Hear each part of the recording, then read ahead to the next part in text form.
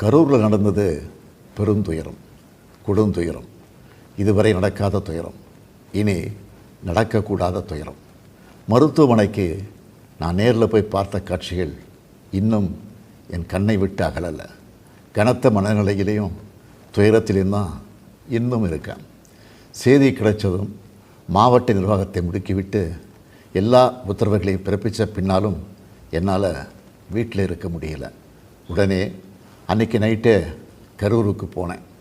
குழந்தைகள், பெண்கள்னு 41 உயிர்களை நாம் இழந்திருக்கிறோம்.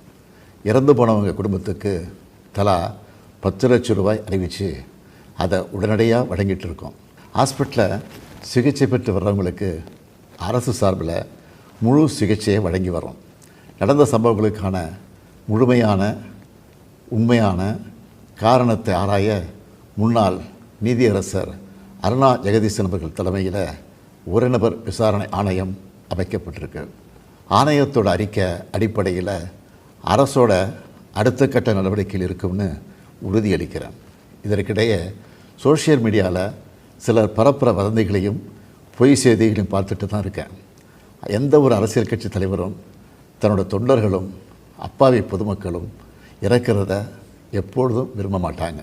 இந்த சம்பவத்தில் உயிரிழந்தவங்க எந்த கட்சி சார்ந்தவங்களாக இருந்தாலும் என்னை பொறுத்த வரைக்கும் அவங்க நம்மளோட தமிழ் உறவுகள்.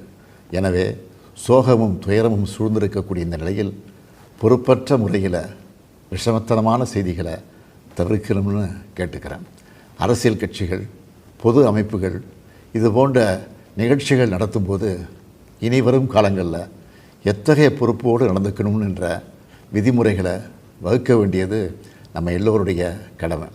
எனவே நீதியரசரின் ஆணைய அறிக்கை கிடைச்ச பிறகு எல்லா அரசியல் கட்சிகள், பொது அமைப்புகளோடு ஆலோசனை நடத்தி இதற்கான விதிகள், நெறிமுறைகள் வகுக்கப்படும்னு உறுதியளிக்கிறேன். அத்தகைய நெறிமுறைகளுக்கு எல்லாரும் ஒத்துழைப்பு தருவாங்கன்னு நம்புகிறேன். மனித உயிர்களே எல்லாத்துக்கும் மேலானது. மானுடப்பற்றே அனைவருக்கும் வேண்டியது. அரசியல் நிலைப்பாடுகள், கொள்கை முரண்பாடுகள், தனி மனித பகைகள்னு எல்லாத்தையும் விலக்கி வச்சுட்டு எல்லாரும் மக்களுடைய நலனுக்காக சிந்திக்கணும்னு கேட்டுக்கிறேன். தமிழ்நாடு எப்போவுமே நாட்டுக்கு பல வகைகளில் முன்னோடியாகத்தான் இருந்திருக்கு. இது போன்ற நிகழ்வுகள் இனி எந்த காலத்திலையும் நடக்காமல் தடுக்க வேண்டியது நம்ம எல்லோருடைய கடமை. நன்றி, வணக்கம். அனைவருக்கும் வணக்கம். என் லைஃப்பில் இந்த மாதிரி ஒரு பெயின்ஃபுல்லான ஒரு சுச்சுவேஷனை நான் ஃபேஸ் பண்ணதே கிடையாது. மனசு முழுக்க வலி மட்டும்தான். இந்த சுற்றுப்பயணத்தில் என்னென்ன மக்கள் பார்க்க வராங்க, அதுக்கு ஒரே ஒரு காரணம் தான், அவங்க என் மேலே வச்சிருக்கிற அன்பும் பாசம். அந்த அன்புக்கும் பாசத்துக்கும் நான் எப்பவும் கடமைப்பட்டிருக்கிறேன்.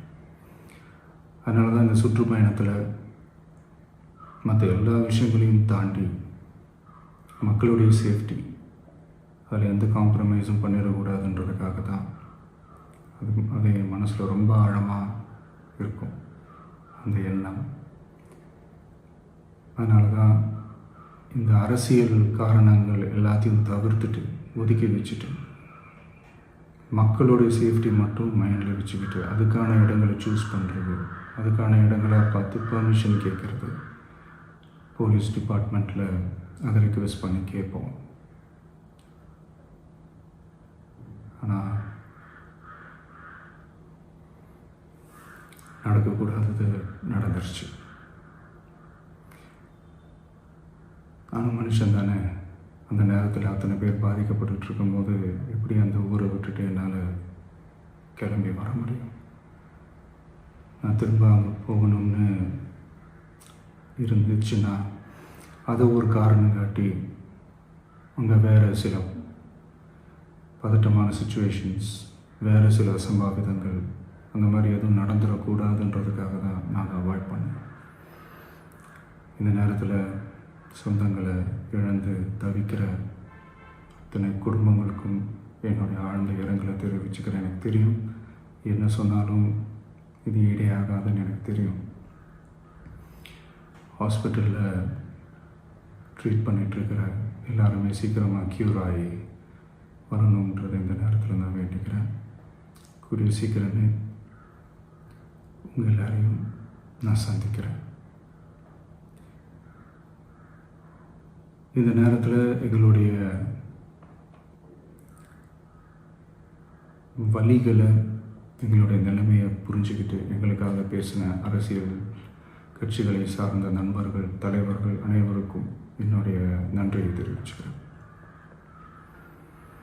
கிட்டத்தட்ட ஒரு 5 மாவட்டத்துக்கு பிரச்சாரத்துக்கு போனோம். இந்த மாதிரி எதுவுமே நடக்கல. ஆனால் கரூரில் மட்டும் ஏன் எப்படி நடக்குது, எப்படி நடக்குது?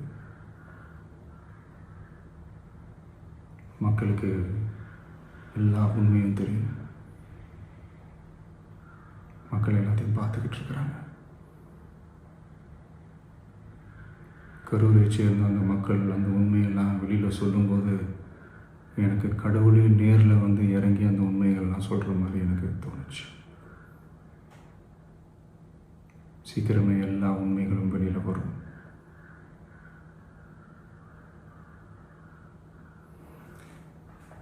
எங்களுக்கு தரப்பட்ட இடத்துல நாங்கள் போய் அந்த ஸ்பாட்டில் நின்று நாங்கள் பேசிட்டு வந்தோம். அதை தாண்டி எந்த தவறும் எங்கள் சைடில் நாங்கள் எதுவுமே செய்யலை.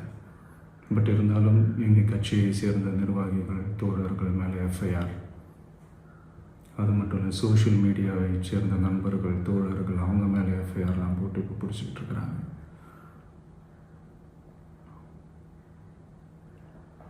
சிஎம் சார், உங்களுக்கு ஏதாவது இந்த பழி வாங்கணும் அப்படின்ற எண்ணம் ஏதாவது இருந்துச்சுன்னா என்ன வேணாலும் பண்ணுங்க. அவங்க மேலே கை வைக்காதீங்க. நான் ஒன்று வீட்டில் இருப்பேன், இல்லை நான் ஆஃபீஸில் இருப்பேன். என்ன வேணாலும் செய்யுங்க. நண்பர்களே, தோழர்களே, நம்மளோட அரசியல் பயணம் இன்னும் ஸ்ட்ராங்காக, இன்னும் தைரியத்தோட கண்டினியூ ஆகும். Thank you. Subscribe to One India and never miss an update.